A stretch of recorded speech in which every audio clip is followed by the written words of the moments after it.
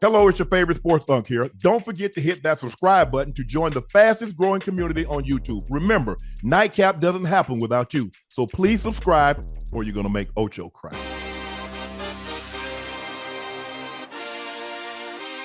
Tua apologized for criticizing teammates for being late to a players-only meeting. Let's take a listen to what Tua had to say. Here's his full statement. Made a mistake, and I'm owning up to that right now. I've talked to guys on the team about it, talked to the leaders about it, and that they know my heart. They know that the intent was right, but no matter the intent, the intent can be right, but when things get misconstrued or however the media wants to portray it, that leaves a void of silence and a lot of questions for the guys on our team. Now, being 1-5, we talk a lot about, all right, we got to get this going. We got to get this going. Come in excited to go to work. Forget about the noise. And I feel like I just added onto that for our guys. For myself, I got to look at myself as the leader, protecting the team. I don't feel like I did that to the best of my abilities. I felt like I let the emotions of the game get to me after the game. And, that's something that I can learn from as a leader on this team. And what happens in-house should be protected. And none of that should have gotten out. And so want to publicly apologize about that, want to move forward, and now want to focus on Cleveland Browns. Hey, Unc, I love Tua. I love him to death. I love what he stands for. I love what he represents. Being 1-5, you also have to be self-aware. It's all about being self-aware. If you have meetings, if you had things that go on in-house, they have to stay in-house. You should know that, whether you're 5-1 or whether you're 1-5. There's certain things that you don't talk about to the media. As a quarterback, as a leader of that team, as a person with that C on your chest, it is your duty to protect those that are in that locker room. It's your duty. So to put it out there in the media and say what some of the other players are doing or haven't done, that is, you know what? I'm not going to use the word. I'm not going to use that word tonight, but you're throwing people under the bus. You can't do that. You just can't. You can't always be truthful. Sometimes it's okay not to tell the truth. Come on, Here's man. the problem that I have. That guy, I just had to speak that with it, Ocho. I just had to speak that with it. You got me. No, but in all honesty. Yes, sir. The only problem I have with this, now the media misconstrued it. Yes. How do the players, okay, if you'd have said what you said, the media didn't say anything. Your teammates heard what you said. Yeah. So if anybody misconstrued it, they misconstrued it because the media didn't put no spin on it. All they did was have a bunch of microphones and tape recorders there. You said what you said, unprompted. Yes. Unprompted. So in to use Ocho's term, he dry snitched. Ain't nobody asked him, did players come late for practice? When you had a players only meeting, the media didn't know anything about that meeting. No. You brought that up. And then you also brought up that there are players that were late or didn't arrive on time or maybe didn't even come to the meeting at all. You did that. How would you see? That's the problem that I have. Just own up to it. Yeah. And say, you know what? I was wrong. Don't add the media. The media didn't do anything. All they did was put the microphones in front of you, and you volunteered that. So in other words, you dry snitch, unprompted information that no one asked you for. Yeah. Now, with that being said, there was no choice. And I saw in the chat someone said if that was Tom Brady or Troy Aikman, everybody would have been there on time. I told y'all that the other day. They don't respect him as a leader. But y'all don't want to see when because I'm not in the locker room, you don't think I know what I'm talking about, but I've been a leader. And I guarantee you, every time I've called a meeting, which wasn't very many, or any time I had something, guys showed up on time. Because there was a respect level there that was earned. Not what I deserved based on what I had done. I had earned the right to call a meeting based on the way I conducted myself, the way I played, the way I practiced, the way I met. and what I had accomplished. So I had earned their respect. Yeah, you're right. And you know what? Matter of fact, if they did have a meeting that they didn't show up to, or they weren't on time, and this could be a tall tale on why they didn't. Yeah, Because for sure. look what happens. Look. I mean, so there might be an underlying issue that we don't even know about that has been going on. Or Tua. The fact The underlying issue. Oh well, hey, listen. Let's keep it. As two guys that spent time in locker rooms, Yes. that played the game at an extreme high level, he's it. Yeah, it's unfortunate. And you know what? Even though he came out and apologized, it's too late now. Because how do you think that bad taste that's in those players' mouths that you talked about, that know they were late or weren't on time to that meeting, how do you think other teammates feel? How do you think they're looking at, even though he's the quarterback, how do you think they're viewing you now? It's not the same, Unc, and it will never be the same. So this makes everything even worse on top of being 1-5. Yes. Forget the football aspect, because now you open up a whole new can of worms. I give you a prime example, Ocho. You in the courtroom. Yeah. One of the attorneys says something. The other attorney stands up and says, I object. Right. The judge says, sustain. How do I make the jury unhear what they heard? They heard it. Whether it's sustained, doesn't matter. Too late. Or he'll allow it. I've already heard what that man wanted me to get out, he or she wanted to say. So you can't make me unhear what I heard. I get the apology. The best apology is change behavior. We're going to see moving forward. The greater the player, the greater the leeway is. That's with anything. Yeah. First of all, when you say Troy Aikman and Tom Brady, first of all, Tua is not on that level. Second of all, they've garnered so much respect. You see how the players went to bat for Troy. Tom Brady, that's a whole different animal. Don't ever put Tom Brady, he's reserved. There might have been 3 or 4 other guys in the history of the game that garnered the respect that Tom Brady. Tua isn't one of those 3 or 4 guys. With that being said, you have to be mindful, Ocho, because, and this is what I tell guys that I think at some point in time will be leaders. You don't know who's actually watching you, what you do, what you say, how you do it. Right. But all I can tell you is this: if they see you behave in a certain type of manner, and you make money and you get things, they'll behave that same way because they believe that is acceptable behavior. Right. So even though you don't know who's watching, if they're watching, or why they're watching, right, just always try to put your best foot forward. That's all you can do. He will learn from this, hopefully.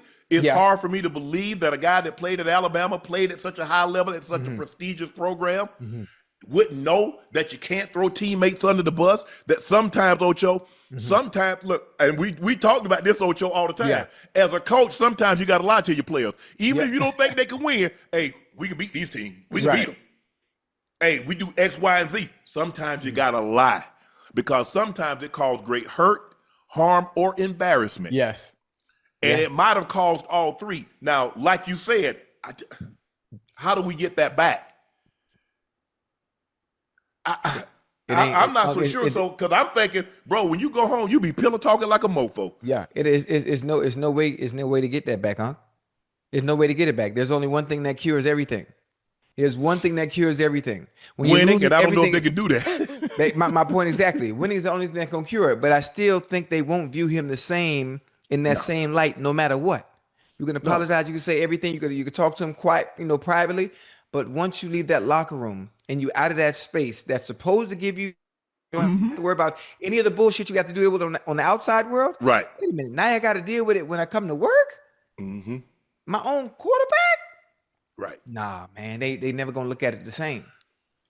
And that's why I say that's what quarterbacks. If you notice, the great quarterbacks, no matter how good they play or how bad they play, they always take responsibility. Yeah. When Peyton Manning, they lost the game, Peyton Manning said, I got to play better. It's on me. Tom Brady says, I got to play better. It's guys, on me. John Elway, guys would always say, I need to play better. They never said, even though they played great, a drop pass here, a missed assignment there, the defense gave up points late.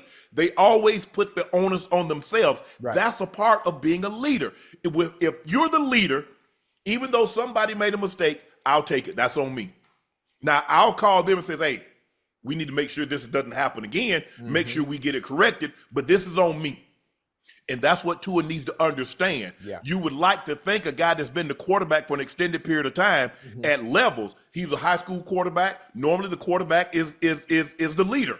Not always, but the majority of the time. I would say 80% of the time, because a lot of times the best player is the quarterback, Ocho. Right. So he's normally the leader. In college, it probably kicks up 85%. In the pros, I don't know if I've ever seen a starting quarterback that didn't have the seat since they've been allowed it. Have you?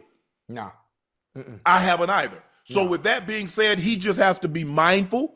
It's a minefield what's going on, and it's easy to get frustrated, especially with, like you said, when you're losing. You're 1-5. Because if they're 5-1 and they're 6-0, ain't nobody. Hey, we're not having this guys conversation. are coming late, even if guys are late to practice, ain't nobody saying a word. We're not having this conversation. You should have nipped this in the bud a year ago or 2 years ago when you were winning and you were allowing guys to show up late. That's when you nip it in the bud.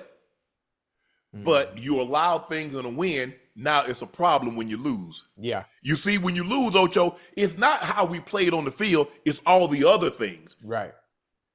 All the other things. Like I said, you don't win a football game on Sunday. You win a football game Monday through Friday. Yes. That's when you win the games in your how we meet.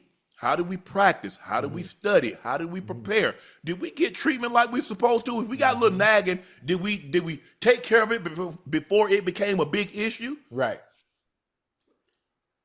Hopefully Tua learned his lesson. Yeah. Hopefully he does. It is tough because if they don't start winning games, it doesn't matter. It doesn't matter. And look, like I said, the greatest apology is change behavior. We're going to see. Go ahead, Ocho. Well, you change behavior. Well, it's not change behavior off the field. It's the change behavior on the field. Correct. You know what the best sorry is for his teammates? What? Your performance. Yes. And how you play. Being the difference maker. Being that you are the quarterback. Being that you do make the most money on the field. That means your level of play has to be up here. It has to be eons above everybody else. Especially when you come out and you do something like this. Well, hold on. You can't be stinking up the joint. No. Then going in front of the camera and telling what we got going on behind closed doors, and then looking like you know what out there on the field. Stir fry. No, you can't. You can't. It would have been wrong, Ocho. Now Even if you got the whole locker room looking at you funny, Unc. I'm telling you, and I'm not even in there. I'm telling you, he can fix it, but he can fix it with his play. With his play, it'll be all smiles. Even if he would have been wrong, even if he had thrown for 400 yards and 4 touchdowns. Yeah. He exacerbated the term aggravate, which means to make worse. He aggravated the situation. It was already bad, Ocho, but he aggravated the situation. Why, Ocho? Because he threw 3 picks. So he made a situation that was bad. He made it worse with his play. Yeah. Well, listen, it was already a fire, right? It was already a fire. Yep. So it was already a fire. He took the goddamn gasoline and threw it on the fire. Well, shit, all it did was make the fire goddamn bigger. It made it worse. Made it worse. Now you're gonna have hell putting it out. For sure. Is that me or you, Ocho? What I do? I'm right here. I'm looking at you. Oh, okay. Because for a second I couldn't hear you. Oh yeah, I'm good. I'm good. You sure? Yeah, you good. Okay. And what has happened, Ocho, is that for a fire to burn, it needs oxygen. Ooh, come on. What man. he gave the fire was oxygen. A lot of A fire will not burn. Hey, you can have the biggest fire, rob it of its oxygen. You see a candle, put a jar over the candle, and it can't get any more oxygen. Yeah, it'll go out. You gave it oxygen. That's why when people say things, Ocho, we have to be careful how we respond because we giving it oxygen, and it'll keep burning. See, things will burn as long as it has oxygen. Let it die out. He could have just let it die out. Oh, yeah, I understand that he's seething. I understand that he's upset. You're losing ball games that you don't think you should have lost. Guys are coming in 2 minutes, 5 minutes, 10, however many late. They're late to meeting, late to practice. You know, it doesn't seem to be important. They're not as attentive as they need to be. Yes, it can get frustrating, especially, like I said, I don't know what he's actually like. I've been around players that it was the end all be all. Everybody is not like that, the end all be all. Right. But it was probably bothering him. He's like, well, this is probably why we're losing. Guys are not taking this as serious as they need to. Right. Okay. But if they held you in such high regard, if they respected you as the leader, they're not coming late. No. They're just not. I mean, little things, Ocho, hey man, check this out, man. We need, let's go to the movies. After a workout on Monday, guess what? 15, 20 of us go to the movies. Yeah. Hey man, let's go bowling. 15, 20 of us go bowling. It's things like that. Yeah. But they got to respect you. Guys don't respect you, they're going to blow you off. Yeah. It's really that simple. Tua, you're going to have to play better. You're going to have to be better. Not just on the field. Because leadership is just not, calling plays and in the huddle you got to see on your jersey. It's off the field, Ocho. It's things like that. Yeah. You suppress things that Mike McDaniel or upstairs don't even know about.